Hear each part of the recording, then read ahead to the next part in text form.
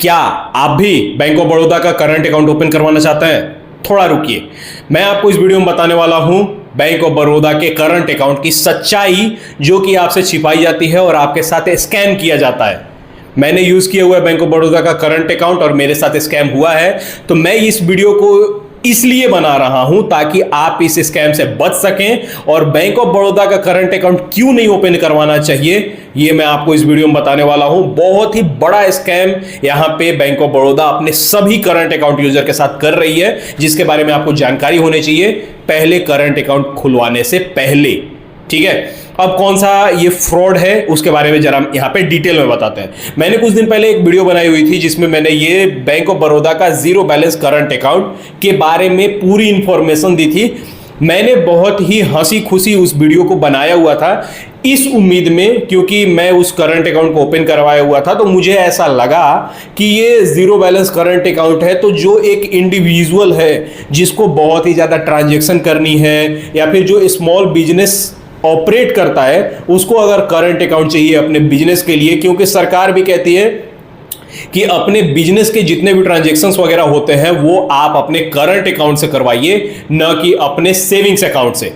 तो current account और savings account का सीधा सीधा मतलब यहां पे क्या होता है कि सेविंग्स अकाउंट को आपको इसलिए यूज नहीं करना है क्योंकि वो आपको अपने पैसे को सेव करने के लिए बनाया गया है, और करंट अकाउंट इसलिए आदमी यूज करता है कि उसमें हायर ट्रांजैक्शन अगर आप करते भी हैं, बहुत ज्यादा लेन देन करते हैं, तो भी वहां पे दिक्कत नहीं आने वाली है, क्योंकि सेविंग्स अकाउंट में लिमिट लग जाता है और करंट अकाउंट में लिमिट नहीं लगता है। तो इसलिए मैंने बैंक ऑफ बड़ौदा का zero balance current account open करा हुआ था। अब जीरो बैलेंस करंट अकाउंट यहां पे सुन के आपको क्या लगता है कि बैंक में कोई भी चार्जेस वगैरह शायद होंगे, लेकिन जीरो बैलेंस सुनने के ये लगता है मेन कि इसमें कोई भी मिनिमम बैलेंस रखने की रिक्वायरमेंट नहीं होगी। आप बैंक ऑफ बड़ौदा के वेबसाइट पे जाइए जहां पे इस जीरो बैलेंस करंट अकाउंट के बारे में पूरी की पूरी डिटेल दी गई है। वहां पे सभी इंफॉर्मेशन को मैंने बहुत ही ध्यान से पढ़ा, देखा, समझा, उसके बाद मैंने करंट अकाउंट ओपन किया, क्योंकि मैं सब चीज जान गया था कि कौन से चार्जेस डेबिट कार्ड के लगने वाले हैं या फिर एसएमएस चार्जेस वगैरह लगते हैं, एनईएफटी, आरटीजीएस, आईएमपीएस वगैरह आप करते हैं तो क्या चार्जेस लगते हैं, उस सारे को मैंने समझ लिया हुआ था। आदमी करंट अकाउंट क्यों खुलवाता है? क्योंकि बहुत ज्यादा उसको ट्रांजैक्शन करना होता है। हम यहाँ पे इतना कॉम्प्रोमाइज करते हैं कि जो सेविंग्स अकाउंट पे हमें कुछ परसेंट इंटरेस्ट मिलता है वो हमें करंट अकाउंट में नहीं मिलता है। तो करंट अकाउंट हम इसलिए ओपन करवा रहे हैं बिना इंटरेस्ट वाला भी कि हमें ज्यादा ट्रांजैक्शन करना है, हमें इंटरेस्ट वगैरह कुछ भी नहीं चाहिए, हम ज्यादा ट्रांजैक्शन करेंगे अपने करंट अकाउंट में। लेकिन यहां पे चीज क्या निकल के आती है कि जीरो बैलेंस करंट अकाउंट तो आपको बता दिया गया, आप नॉर्मल भी बैंक ऑफ बड़ौदा का कोई भी प्रीमियम क्लास वाला भी करंट अकाउंट ओपन करवाते हैं, वहां पे आपको बस बताया ये जाएगा कि मिनिमम एवरेज बैलेंस आपको क्या मेंटेन करके चलना है। ठीक है, तो मिनिमम एवरेज बैलेंस का मतलब क्या हुआ कि मंथली आपको कितना एवरेज रखना है अकाउंट में बैलेंस, क्वार्टरली, ईयरली, ये सारी चीजें। और जीरो बैलेंस का मतलब हुआ कि 1 रुपए भी अगर आप नहीं रखते हैं तो उसमें आपको कोई भी चार्जेस वगैरह नहीं कटेंगे, क्योंकि वो स्मॉल यूजर के लिए, इंडिविजुअल के लिए, स्मॉल बिजनेसेस के लिए वो करंट अकाउंट बनाया गया है जो कि आप उसको ऑपरेट कर सकते हैं। हालांकि बैंक आपको टोटली फ्री नहीं देता है, यहाँ पे एटीएम का चार्जेस वगैरह भी आपसे डिडक्ट किया जाता है ईयरली। लेकिन यहाँ पे बात क्या निकल के आती है, जब मैंने ये करंट अकाउंट ओपन करवा लिया और 3 महीने मैंने लगातार इसको बहुत यूज किया। अब करंट अकाउंट आदमी क्यों ओपन करवाता है? क्योंकि बहुत उसको यूज करना है, बहुत ट्रांजैक्शन करना है। अब बैंक ऑफ बड़ौदा क्या बोलता है कि अगर आपने उसके करंट अकाउंट में बहुत ज्यादा ट्रांजैक्शन किया तो आपको एक लेजर फोलियो चार्जेस पे करना पड़ेगा। सबसे पहले मैं आपको यहां पे ये दिखाता हूं, आप मेरे अकाउंट में देखिए कि मेरा अकाउंट में कितना लेजर फोलियो चार्जेस कटा है। पहले आप ये देखिए, देख लिया आपने, यहां पे 1180 रुपए का लेजर फोलियो चार्जेस कटा है। वो क्यों? क्योंकि मैंने बहुत ज्यादा ट्रांजैक्शन किया। अरे यार, ये क्या बात हुई? आदमी करंट अकाउंट इसीलिए ओपन करवाता है ना कि ज्यादा ट्रांजैक्शन कर सके, तो 1180 रुपए लेजर फोलियो चार्जेस कट गया, ये क्या बात हुई? तो ऐसा कैसे हुआ? यहां पे लेजर फोलियो का मतलब क्या होता है कि एक पेज जो होता है ना, पेज, नॉर्मल पेज आप देखते हैं, उसमें लाइन होती है।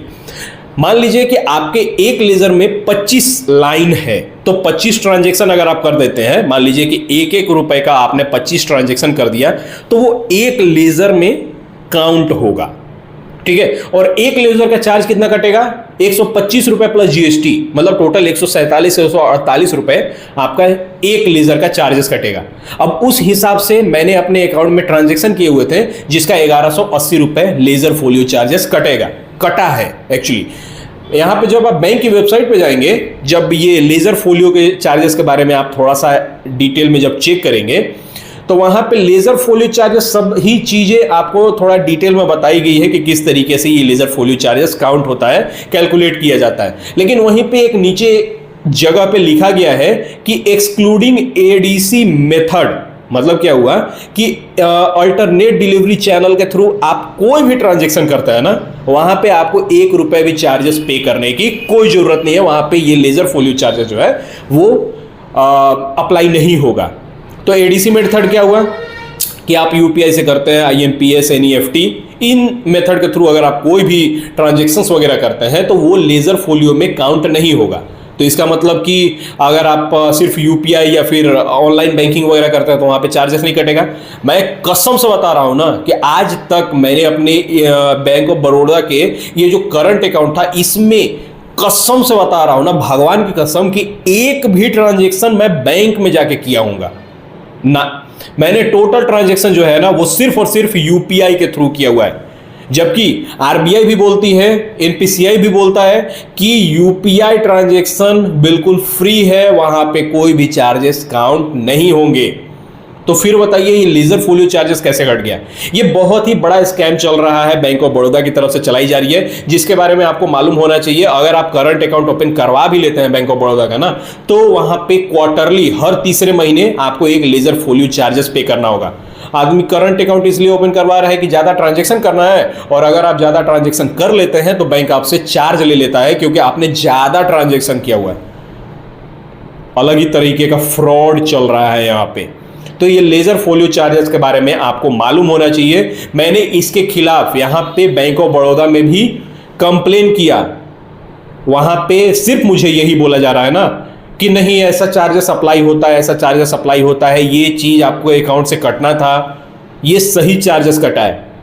यहां तक कि मैं बैंक में गया, बैंक के एम्प्लॉय से जाकर बात किया, वहां पे भी मुझे यही बोला गया कि नहीं, आप अगर यूपीआई यूज करते हैं या फिर ऑनलाइन बैंकिंग करते हैं तो उसमें लेजर फोलियो चार्जेस काउंट नहीं होता है। मैंने कस्टमर केयर से बात की, उसकी भी रिकॉर्डिंग मैं यहां पे लगा दे रहा हूं आगे। मैं मैनेजर से जो बात किया हुआ है, मैंने बैंक एम्प्लॉय से जो बात किया हुआ उसकी भी रिकॉर्डिंग में लगा दूंगा आगे अगर मिलेगी तो। लेकिन ये जो कस्टमर केयर वाला रिकॉर्डिंग है ना, ये मेरे पास अभी भी मैंने बचा के रखा हुआ है, इसको मैं तो एकदम 100% लगाऊंगा, आप उसको सुनिएगा। बैंक के कस्टमर केयर वालों ने भी मुझे यही बोला कि एडीसी मेथड के थ्रू, मतलब कि अगर आप यूपीआई, आईएमपीएस, एनईएफटी वगैरह करते हैं, एटीएम से ट्रांजैक्शन वगैरह करते हैं, उसमें 1 रुपए भी चार्जेस नहीं कटने वाला है लेजर फोलियो चार्जेस के नाम पे। लेजर फोलियो में वो काउंट नहीं होगा। जो काउंट होगा ट्रांजैक्शन वो सिर्फ आप जो बैंक में जाते हैं काउंटर के थ्रू जो भी ट्रांजैक्शंस वगैरह करते हैं वो लेजर फोलियो में काउंट होगा। अब बताइए कि 1180 रुपए कट जाना मामूली बात नहीं है, ये बहुत बड़ी बात है। मैंने वीडियो भी बनाया हुआ था कि लेजर फोलियो चार्जेस कब कटते हैं, उसके बारे में मैंने बहुत ही डिटेल में बताया, क्योंकि मुझे पता था कि ये लेजर फोलियो चार्जेस जो होते हैं ना वो सिर्फ आप बैंक काउंटर पे आप जाके जो भी करते हैं ट्रांजैक्शन उस पे काउंट होता है। तो मैंने बहुत ही डिटेल में वीडियो बनाया। जब वहां पे लेजर फोलियो चार्जेस मेरे अकाउंट से कट गया, जब मैंने वहां पे कमेंट पिन किया अपनी वीडियो में, तो वहां पे बहुत सारे लोगों के नीचे कमेंट आने लगे कि उनके अकाउंट से इतने रुपए कटे हैं, उनके अकाउंट से 200, 300, 500 ऐसे चार्जेस कट रहे हैं। क्यों? क्योंकि उनका लेजर, एक जो लेजर है वो काउंट होके और नेक्स्ट लेजर में गया तो 147 रुपए के हिसाब से वो मल्टीपल होते हुए जा रहा है। अब बताइए ये क्या बात हुई? तो इन सारे चीजों के बारे में आरबीआई को यहां पे एक्शन लेना चाहिए। मैं जब आरबीआई में कंप्लेन करने गया तो मुझे बोला जा रहा है कि 1 महीने का वेट करिए, अगर बैंक की तरफ से कोई सेटिस्फैक्शन वाली आपको रिजोल्यूशन नहीं मिलती है तब जाके हम आपका कंप्लेन लेंगे। तो अब देखिए कि आगे अब क्या होने वाला है। वैसे मैंने बैंक में कंप्लेन करके देख लिया, मैंने मल्टीपल बार अपने कंप्लेन को ओपन करवाया और मतलब बार बार कमेंट फीडबैक लिखते हुए गया कि हो सके कि मेरा पैसा रिफंड हो जाए, हो सके गलती से कट गया हो, लेकिन नहीं।